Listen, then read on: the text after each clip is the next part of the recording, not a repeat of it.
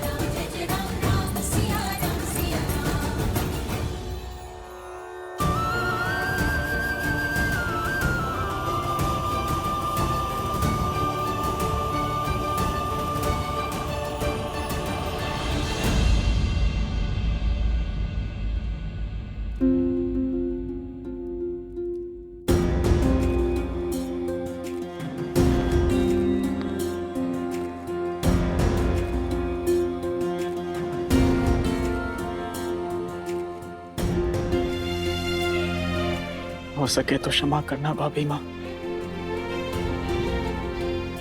महारानी सीता, आपके समर्पण, आपके त्याग और आपके बलिदान के लिए ये रघुकुल सदैव आपका आभारी रहेगा।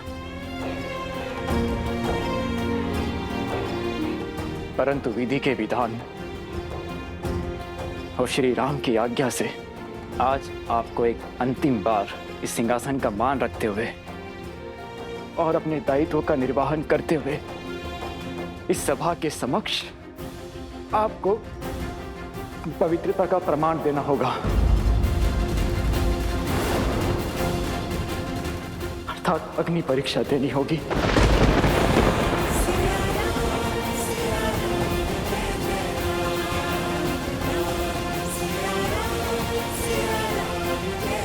ताकि आप पर उठने वाली एक भी उंगली शेष न रहे, आपके पावन आंचल पर एक भी लगने वाला कलंक शेष न रहे।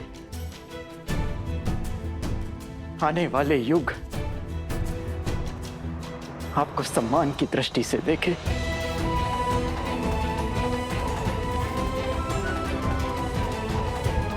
और आपकी स्मृति सतीत्व की परिभाषा बने, ना कि किसी के फैलाए लोक अपवाद का अर्थ बने।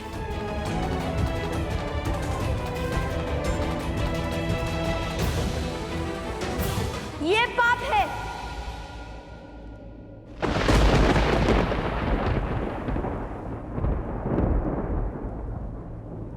ये हमारी माता का अपमान है। लवकुश,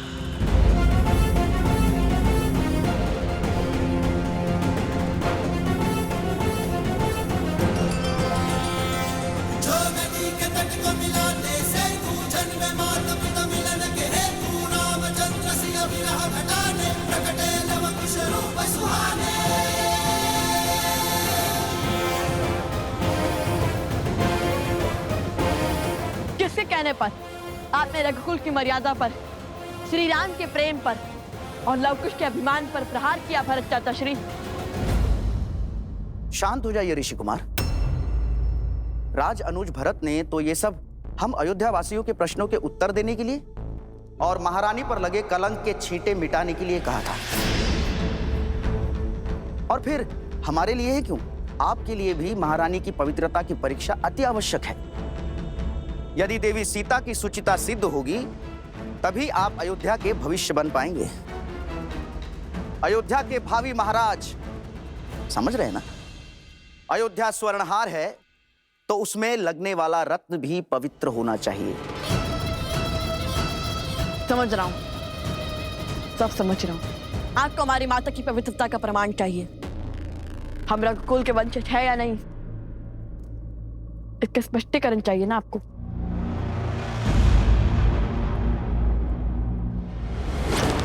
सत्य कहा, रत्न और स्वर्ण दोनों शुद्ध होने चाहिए ताकि हार भी शुद्ध ही हो। किंतु हमें यह बताइए कि हमारी माता की पवित्रता का प्रमाण मांगने वाले स्वयं कितने पवित्र हैं?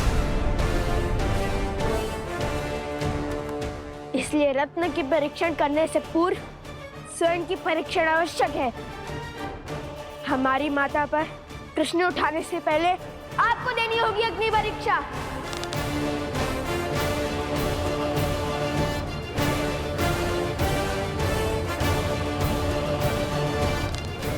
अग्निअस्त्र, अग्नियास्त्र।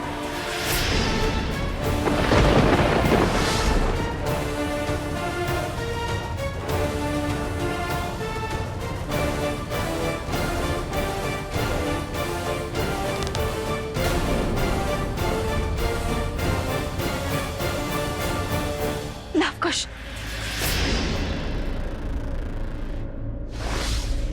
अग्निअस्त्र आह्वान का दुस्साहस कैसे किया तुम दोनों ने? क्या यही सीखा है तुमने भगवान वाल्मीकि से? क्या यही सीख दी है मैंने तुम्हें कि अपनी शक्तियों का उपयोग अधर्म और अनिष्ट के लिए करो? और तो और क्रोध में तुम ये भी भूल गए कि इस क्षण तुम कहां हो और किसके समक्ष हो।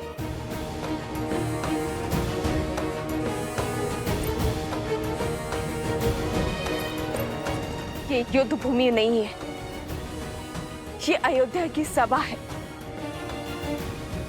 और तुम्हारे समक्ष साक्षात मर्यादा पुरुषोत्तम अयोध्यापति रघुवंशी श्री राम है। सूर्यवंश का पावन सिंहासन है। अब तक तो केवल मेरे चरित्र पर प्रश्न उठ रहे थे, किंतु आज तुम्हारे दुस्साहस ने मेरे लालन पालन, मेरे संस्कारों पर प्रश्न उठा दिए। माता, मुझ पर इस समाज ने, इस संसार ने सहस्त्र बार प्रश्न उठाए हैं और तब तक उठाते रहेंगे जब तक मैं जीवित रहूंगी। किंतु स्मरण करो, मैंने तुम्हें क्या सिखाया था? हर समस्या का हल शक्ति से नहीं निकलता। कई बार मन और मस्तिष्क सहज कर अन्य विकल्प ढूंढने पड़ते हैं। क्षमा मांगो श्री राम से, उनके समक्ष जो तुमने दुस्साहस करने का प्रयास किया है उसकी क्षमा याचना करो।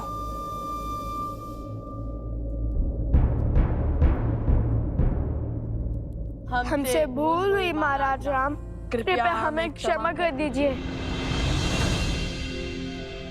किंतु हम क्या करते? हमारा उद्देश्य ही तो माता सीता और अपने पिताश्री को एक करना था, उनके वियोग का अंत करना था। कहाँ अयोध्या से राम के मिलन का महोत्सव बनाने को थी और कहाँ पुनः हमारी माता पर प्रश्नों की बौछार होने लगी। उनके पावन चरित्र तार तार होने लगे। क्यों महाराज, क्यों?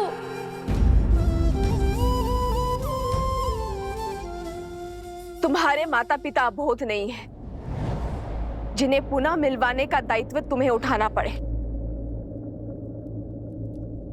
सियाराम सदा एक दूसरे के साथ थे, हैं और रहेंगे। आज प्रश्न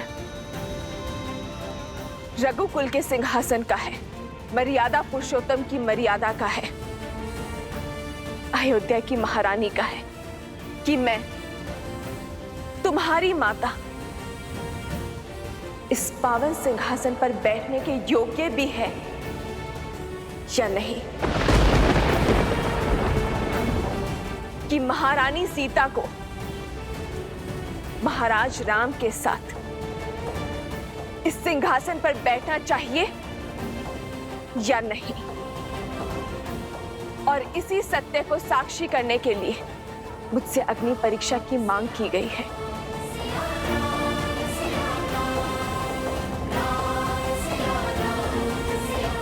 आपके आदेश और भगवान वाल्मीकि की आज्ञा से ही मैं यहाँ आई हूँ श्री राम। और आज इस सभा में उपस्थित हर जन, मुझ पर संशय उठाने वाले हर मन को ये बताना चाहती हूँ कि भगवान वाल्मीकि जी का कहना है, अग्नि परीक्षा के संदर्भ में मेरा जो भी निर्णय होगा उन्हें वो स्वीकार होगा, कि एक स्त्री होने के नाते मैं जो भी निर्णय लूंगी वो उसके पक्षधर होंगे।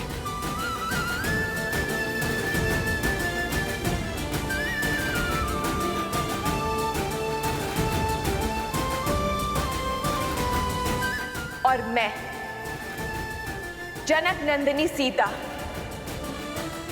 अपना निर्णय ले चुकी हूं,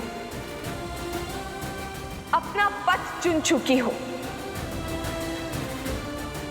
किंतु उस पथ पर आगे बढ़ने से पहले मैं अपने बड़ों का आशीर्वाद लेना चाहती हूं, अपने छोटों को आशीर्वाद देना चाहती हूं।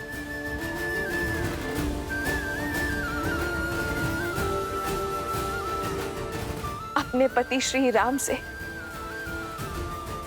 आज्ञा लेना चाहती हूं।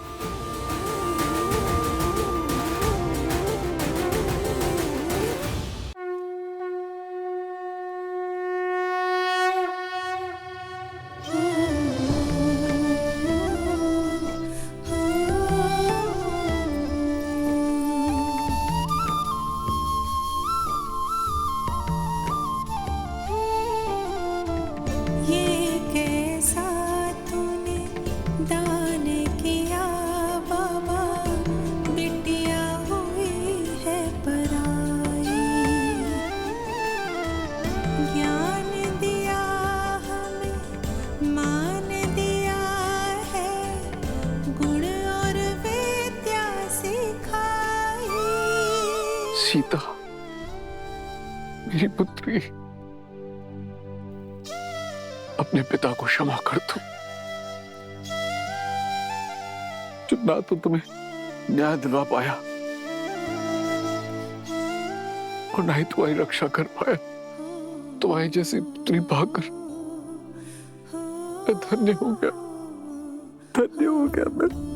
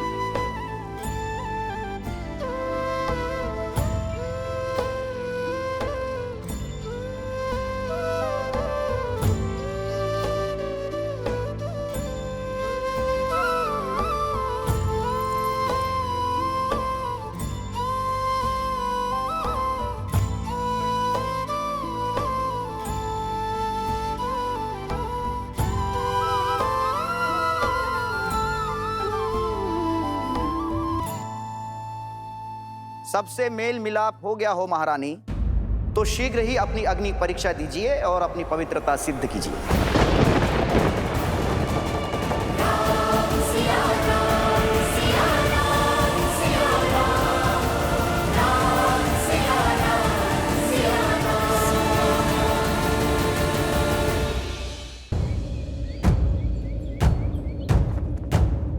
सावधान! आज राज्यसभा में महारानी सीता की अग्नि परीक्षा होगी। सभी अयोध्यावासी शीघ्र राज्यसभा में पहुंचे।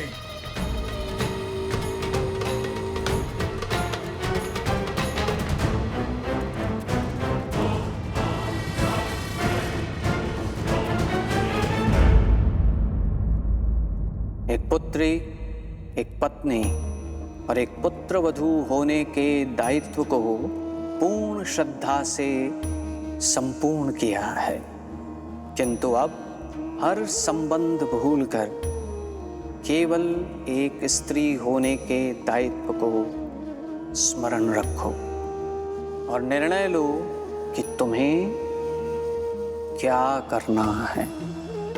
आज तुम्हारा निर्णय ही मेरा निर्णय होगा सीता। अब हर अनुचित को उचित, हर अन्याय को न्याय और हर अधर्म को धर्म में बदलने का दायित्व तुम्हारा है सीता। मार्गदर्शन देने के लिए धन्यवाद भगवान।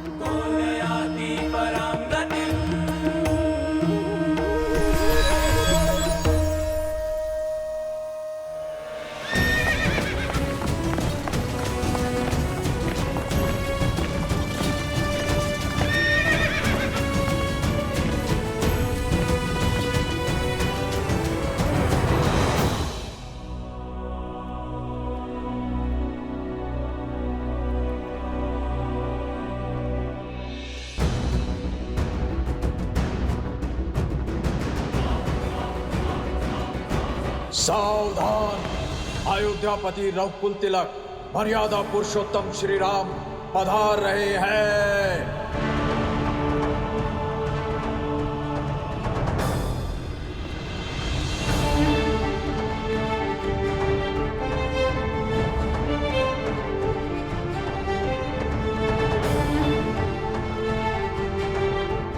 जय श्री राम! जय श्री राम! जय श्री राम! जय श्री राम! जय श्री राम! जय श्री राम!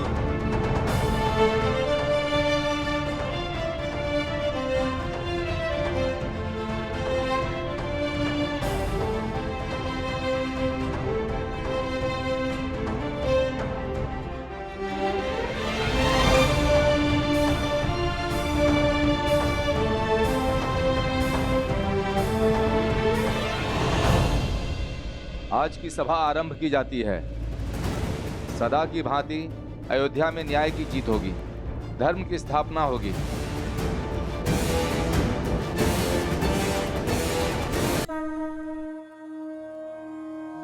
एक महारानी का धर्म अपने सिंहासन की मान मर्यादा रखने की गुहार करता है और एक पत्नी का धर्म कहता है कि सदैव पति के निर्णय का समर्थन करो। आज के पश्चात धर्म की अयोध्या में अधर्म का कोई अपवाद शेष नहीं रहेगा।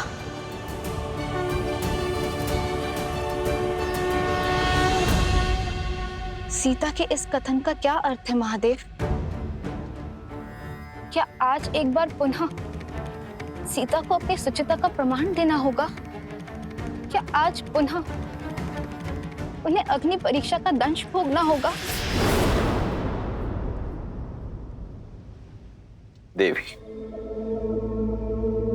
आज की ये परीक्षा देवी सीता की परीक्षा नहीं है, श्री राम की पत्नी की परीक्षा भी नहीं है, लव कुश की माता की परीक्षा भी नहीं है, जनक सुता जानकी की परीक्षा भी नहीं है।